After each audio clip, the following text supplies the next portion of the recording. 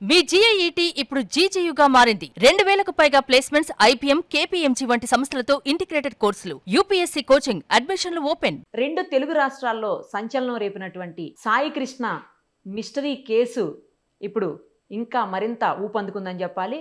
ఎందుకంటే ఈ కేసులోనే CI నాగరాజుని arrest చేశారు. ఇంకా ఎన్హెచ్ఆర్సీలో పిటిషన్ కూడా వేశారు.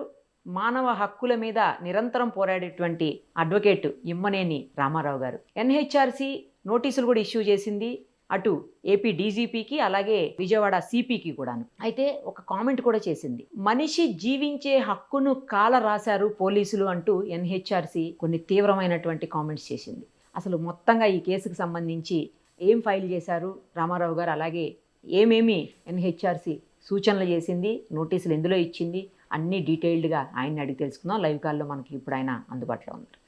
నమస్తే అండి. నమస్తే మేడం. ఎన్హెచ్ఆర్సీలో మీరు కేసు పిటిషన్ ఫైల్ చేశారు. ఇప్పుడు ఎన్హెచ్ఆర్సీ నోటీసులు కూడా ఇష్యూ చేసింది పోలీసులకు, పోలీస్ బాసులకు. సో ఏంటి దీని గురించి మొత్తం పూర్తిగా చెప్పరా ఒక్కసారి సాయి కృష్ణ ఇష్యూలో? అయితే గతంలో ఏ విధంగానైతే మరియమ్మ విషయంలో ఎన్హెచ్ఆర్సీని నేను ఆశ్రయించడం జరిగిందో, ఏ విధంగానైతే లలితమ్మ విషయంలో కర్ల రాజేష్ తల్లి అయిన లలితమ్మ విషయంలో నేను ఎన్హెచ్ఆర్సీని ఆశ్రయించడం జరిగిందో, అదే తీరుగా నేను విజయలక్ష్మి విషయంలో కూడా ఏ విధంగానైతే సాయి కృష్ణను పూర్తి స్థాయిలో టార్చర్ పెట్టి చంపిననే విషయాన్ని నేను ఎన్హెచ్ఆర్సీ దృష్టికి తీసుకురావడం జరిగింది. దీన్ని తీవ్రంగా పరిగణించిన ఎన్హెచ్ఆర్సీ దీనిలో పూర్తి స్థాయిలో పోలీస్ పాత్ర ఉన్నదని మా అభిప్రాయం, ప్రాథమికంగా మేము అభిప్రాయపడుతున్నాము. అదే విధంగా ఎఫ్ఐఆర్ అనేది గతంలో ఫిర్యాదు చేసిన నమోదు చేయకపోవడం అనేది చాలా దారుణమైన విషయం. ఇది జీవించే హక్కుకి భంగం కలిగించే విధంగా పోలీసు వాళ్ళు ప్రవర్తిస్తున్నారు అనే విషయాన్ని స్పష్టం చేసుకుంటూ chief secretary, Andhra Pradesh state chief secretary కావచ్చు, అదే విధంగా commissioner of police, Vijayawada commissioner of police కావచ్చు, డీజీపీ కావచ్చు, ఆంధ్రప్రదేశ్ రాష్ట్రం డీజీపీ కావచ్చు, అదే విధంగా ప్రభుత్వానికి కావచ్చు, తీవ్ర స్థాయిలో హెచ్చరికలు జారీ చేసింది. ఈ విధంగా మానవ హక్కుల ఉల్లంఘన చేస్తుంటే మేము చూస్తూ ఊరుకోమనే విషయాన్ని స్పష్టంగా చెప్పడం జరిగింది. అయితే దీనిలో ప్రాథమికంగా ఈ ఎఫ్ఐఆర్ ఎప్పుడు జరిగింది, ఈ ఎఫ్ఐఆర్ లో ఎవరెవరి పేర్లు నిందితుడుగా చేర్చారు, అదే విధంగా గతంలో ఎఫ్ఐఆర్ అంటే కంప్లైంట్ పెట్టినా చేయకపోవడానికి కారణాలు ఏంటిది, అదే విధంగా అతని తల్లి అయిన సాయి కృష్ణ తల్లి అయిన విజయలక్ష్మి గారు ఫిర్యాదు చేసి ఆ ఫిర్యాదును స్వీకరించకుండా దానిలో జాప్యం చేయడానికి కారణం ఏంది, అదే విధంగా ఈ విజయలక్ష్మి గారికి మీరు ప్రొటెక్షన్ ఏర్పాటు చేసిండ్రా లేదా, మధ్యంతర కాంపెన్సేషన్ అనేది ఏమైనా ఇచ్చిండ్రా లేదా, ఈ విషయాలన్నీ పొందుపరుస్తూ పూర్తి స్థాయిలో ఎవరెవరి మీద అనుమానం ఉంది, ఎవరెవరిని అరెస్టు చేశారు, దీనిలో కేసు పురోగతి ఎట్లున్నదని వారం రోజుల లోపల పూర్తి స్థాయి నివేదిక అనేది సమర్పించమని ఆదేశాలు జారీ చేయడం జరిగింది. అయితే దీంట్లో ఏంటంటే రిమాండ్ రిపోర్ట్ లో మనం ప్రస్తావించిన అంశాలను చూస్తే దాంట్లో ఎక్కువ శాతము నిందితులను తప్పించే విధంగానే రిమాండ్ రిపోర్ట్ ఉన్నదని ఎంతో మంది న్యాయ నిపుణులు అభిప్రాయపడుతున్నారు. అదే విధంగా నేను కూడా రిమాండ్ రిపోర్ట్ చూసినప్పుడు అదే అభిప్రాయాన్ని నేను వ్యక్తం చేశాను.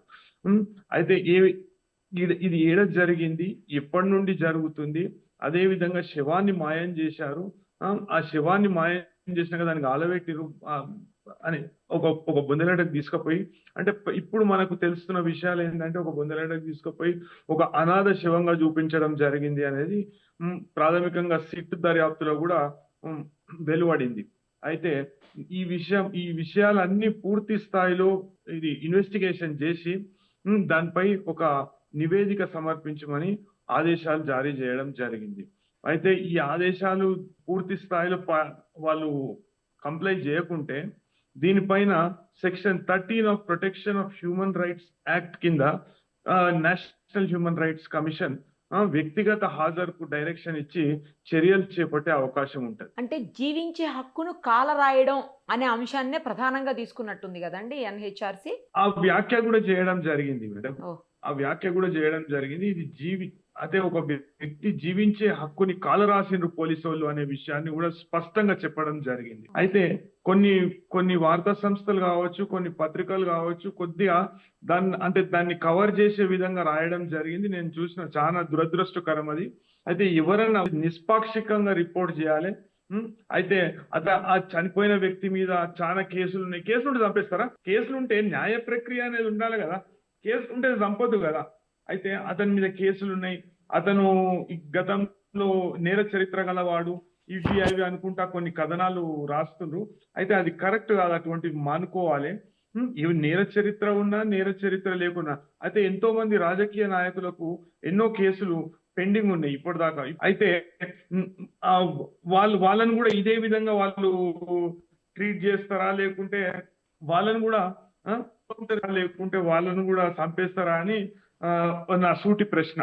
అసలు సాయి కృష్ణ కంటే కరుడుగట్టిన నేరస్తులు, ఇంకా దారుణాలు చేసినటువంటి వాళ్ళు కొన్ని వేల మంది, లక్షల మంది ఉండొచ్చు సమాజంలో. కానీ ఇతని మీద కేవలం కేసులు వంక చూపించి ఇలా చేయటం అనేది కరెక్ట్ కాదు కదా. మరి అయితే కొన్ని మీడియాలలో అంటే రాజకీయ కారణాలతో కొద్దిగా వక్రీకరించి స్టోరీని అనేది రాసిండ్రు. ఇలా పేపర్లలో కూడా రాసిండ్రు. అది చాలా తప్పు. అది మీడియా అనేది చాలా పారదర్శకంగా ఉండాలి.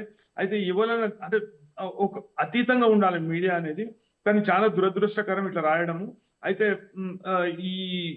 దీంట్లో మీడియాలో వచ్చిన కథనాలను ఆధారంగా చేసుకొని, అదే విధంగా వివిధ వార్తా సంస్థలలో ప్రసారమైన వీడియోలను ఆధారంగా చేసుకొని ప్రాథమికంగా నా కంప్లైంట్ పైననే దీనిలో చర్యలు అనేటివి చేపట్టడం జరిగింది.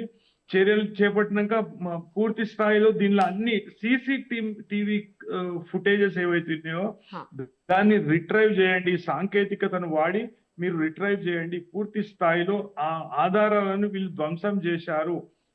ఈ CCTV ఫుటేజెస్ ఏవైతే ఉన్నాయో వాటిని రిట్రైవ్ చేయండి అని కూడా ఆదేశాలు జారీ చేయడం జరిగింది. అయితే దీనిలో పూర్తిగా మనం చూసినట్టయితే పోలీస్ వాళ్ళ పాత్ర అంటే కొంతమందిని తప్పించే ఆలోచన అనేది మనకు కనబడుతుంది. పోలీస్ వాళ్ళు కూడా పూర్తి స్థాయిలో అంటే ఒక వైపు అంటే పోలీస్ అధికారే దీనిలో తప్పు చేసిండు కాబట్టి వెనుక ఉన్న వ్యక్తుల పేర్లు కూడా బయటపడతాయి కాబట్టి కొద్దిగా దీంట్లో ఉదాసీనంగా వ్యవహరిస్తుండ్రని నా వ్యక్తిగత అభిప్రాయం. అయితే రిమాండ్ రిపోర్ట్ లో పేర్కొన్న అంశాలు మనం చూసినట్టయితే అదే విధంగా కేసు రిజిస్టర్ చేయడంలో ఇంత జాప్యం జరిగింది. అదే విధంగా అసలైన నిందితులను ఏడో కూడా పట్టుకోలేదు. ఇంత కాలం అంటే ఇంత సమయం ఎందుకు తీసుకున్నారు FIR రిజిస్టర్ చేయనీకి అనే ప్రశ్న అనేది ఉత్పన్నమవుతుంది. అయితే ఈ విషయాలన్నీ చూస్తే జాతీయ మానవ హక్కుల కమిషన్ పూర్తి స్థాయిలో ఇవన్నిటిని ప్రస్తావిస్తూ ఇది పూర్తిగా పోలీస్ వాళ్ళు అధికారాన్ని తమ చేతులకు తీసుకొని వాళ్ళ ఇష్టం ఉన్నట్టు వ్యవహరించారు. ఇది జీవించే హక్కుకే భంగం కలిగించే విధంగా ఉన్నదని వ్యాఖ్యలు చేయడం జరిగింది. ఇప్పుడు CBIకి ఇవ్వటం గురించి కానీ కేసుని ఇన్వెస్టిగేషన్ లేదు అంటే జ్యుడిషియల్ ఎంక్వైరీ, జ్యుడిషియల్ కమిటీకి ఏదైనా ఇవ్వటం గురించి కానీ ఏమన్నా NHRC ఇందులో ప్రస్తావించినటువంటి పరిస్థితి ఉందా అండి? NHRC కేవలం మానవ హక్కుల ఉల్లంఘనను మాత్రమే పరిగణలోకి తీసుకుంటది. అయితే దీంట్లో నాకు తెలిసిన సమాచారం ప్రకారం విజయలక్ష్మి గారు ఒక రిట్ పిటిషన్